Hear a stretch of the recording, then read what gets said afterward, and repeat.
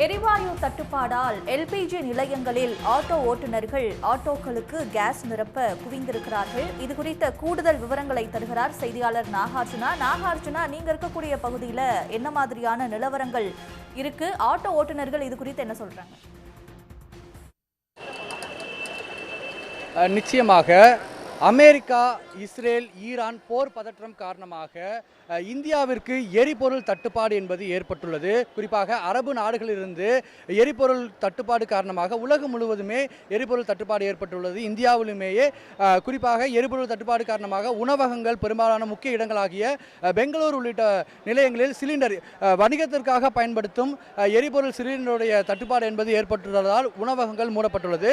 அதே போல தற்போது எரிபொருள் மூலமாக இயக்கப்படும் வாகனங்களுக்கு எரிபொருள் நிரப்புவதற்காக சென்னையில் பல்வேறு பகுதிகளில் ஆட்டோ ஓட்டுநர்கள் எரிபொருள் நிரப்பும் நிலையங்களில் குவிந்திருக்கின்றனர். தற்போது சென்னை சைதாப்பேட்டையில் உள்ள ஒரு எரிபொருள் நிரப்பும் நிலையங்களில் ஏராளமான ஆட்டோ ஓட்டுநர் தங்கள் ஆட்டோக்களுக்கு அந்த எரிவாயுவை நிரப்புவதற்காக குவிந்து வரும் காட்சிகளை தான் நாம் பார்த்து வருகிறோம். சென்னையில் பல்வேறு பகுதிகளில் எரிபொருள் நிலையங்கள் உள்ளது. அங்கு சில பகுதிகளில் எரிபொருள் அங்கு இல்லாத காரணத்தால் எங்கு எரிபொருள்கள் இருக்கிறதோ அந்த நிலையங்களாக பார்த்து பல்வேறு சென்னையில் உள்ள பல்வேறு பகுதிகளில் உள்ள ஆட்டோ ஓட்டுநர்கள் மற்றும் கால் டாக்ஸி ஓட்டுநர்கள் இந்த எரிவாயுவை நிரப்புவதற்காக குவிந்து வரும் காட்சிகளை நம்மால் பார்க்க முடிகிறது.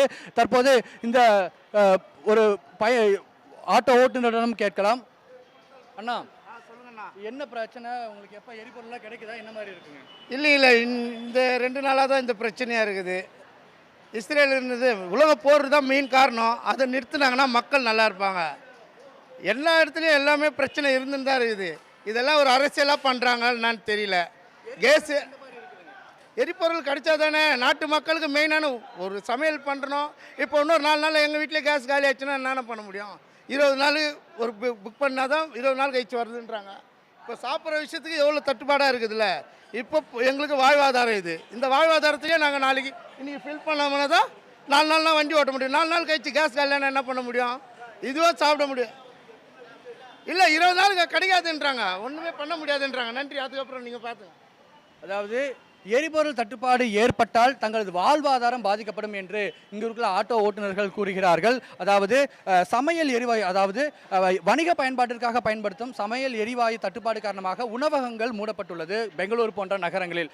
அதே போல வணிகமாக பயன்படுத்தும் ஆட்டோக்கள் இந்த எரிவாயு தட்டுப்பாடு ஏற்பட்டால் தங்களது வாழ்வாதாரமே பாதிக்கப்படும் என்று ஆட்டோ ஓட்டுநர்கள் கூறுகிறார்கள். சென்னையில் ஒரு சில நிலையங்களில் விலை என்பது ஏற்ற இறக்கமாக இருப்பதாகவும் இதன் காரணமாக பயணிகளுக்கு, தங்கள் வாகனங்களில் வரும் பயணிகளுக்கும் இந்த விலையில் ஒரு மாறுதலான, ஒரு கூடுதலான ஒரு விலையை நிர்ணயம் செய்ய முடியும் என்று ஆட்டோ ஓட்டுநர்கள் தெரிவிக்கிறார்கள். தற்போது இன்னொரு ஆட்டோ ஓட்டுநரும் கேட்கலாம்.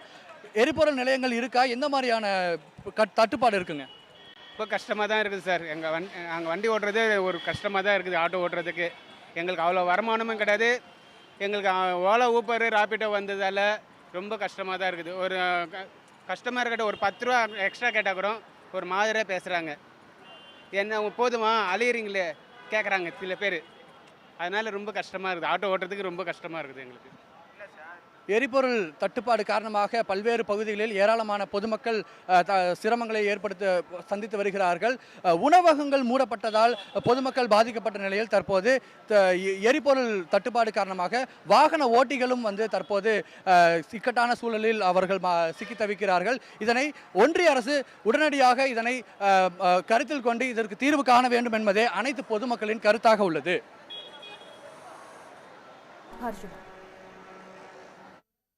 விவரங்களுக்கு நன்றி நாகார்ஜுனா. உடனுக்குடன் செய்திகளை தெரிந்து கொள்ள சன் நியூஸ் பெல் ஐகானை கிளிக் பண்ணுங்க.